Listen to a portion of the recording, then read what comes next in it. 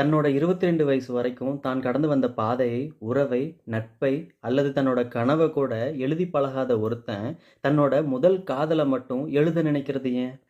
இது என்னவோ மிகப்பெரிய அறிவுசார் கேள்வியெல்லாம் இல்லைங்க.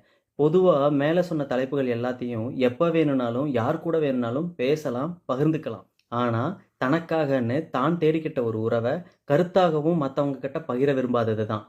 எத்தனையோ கவிஞர்கள் காதலையும், எதிர்பாலினத்தையும் ஏற்கனவே என்னெல்லாமோ வர்ணிச்சு எழுதியிருந்தாலும், இவனோட காதல் அதுல எந்த வகையிலயும் ஒத்துப்போகல.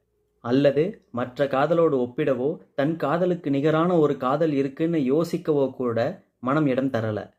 கிறுக்கல்களாய் தொடர்ந்த பழக்கம், வார்த்தைகளாய், வரிகளாய், கவிதைகளாய்ன்னு ஒரு சில பேழையாவே இயற்றியாச்சு.